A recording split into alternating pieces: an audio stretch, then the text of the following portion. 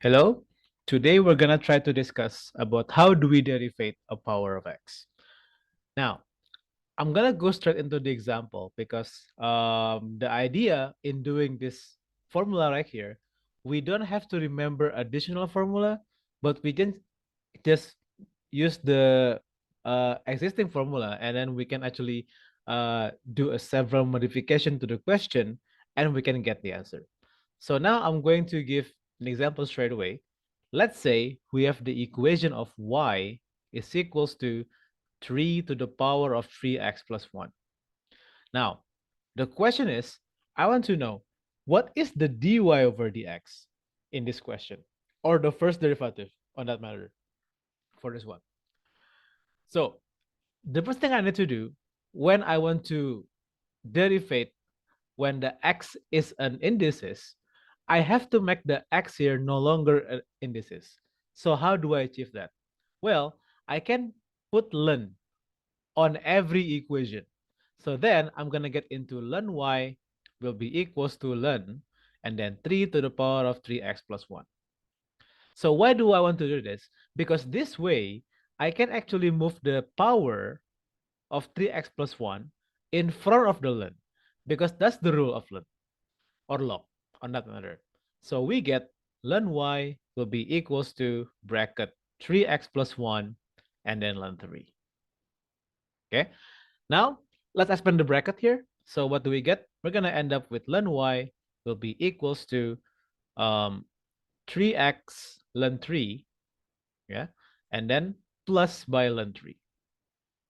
Now we can start doing the derivative. Okay, so the derivative that we're going to do is implicit derivative. Why is that?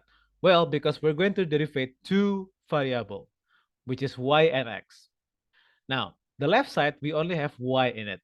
So we do d over dx of ln y will be equals to the derivative on the right side. So that will be d over dx on everything in here on the right side. So 3x ln 3 and then plus by ln 3. Okay, now let's start doing the derivative on the right side first because that one is the most common one. So 3x ln 3 derivative. So just make the ln 3 here as a constant. Then 3x derivative is just becomes 3. So in that case, we're going to end up with 3 ln 3 altogether.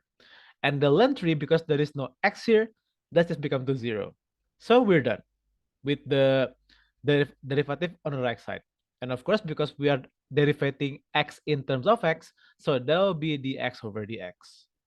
Now on the left side, so we have d ln y over dx. So what do? Well, we want to derive y in terms of x. The derivative of ln y is what? It's 1 over y.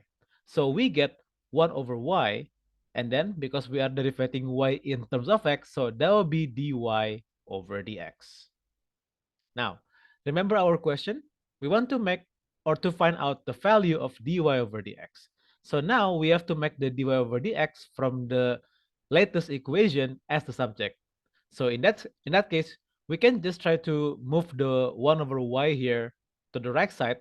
So we're gonna multiply everything by y. So we get dy over dx will be equals to 3 ln 3. Now, if you have dx over dx, you don't have to write that down because dx over dx is just basically 1. Okay, so that will be multiplied by y.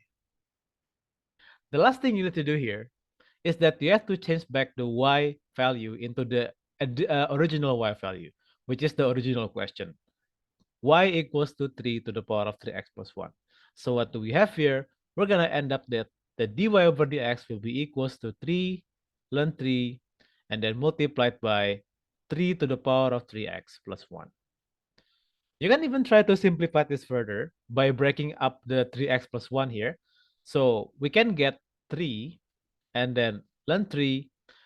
The 3x plus 1, because it's an indices, we can make it into multiplied by 3 to the power of 3x and then multiplied by 3 to the power of 1 because it's the same idea. Okay, so we can actually multiply the 3 up here. I mean, like in front of here, so we get 9.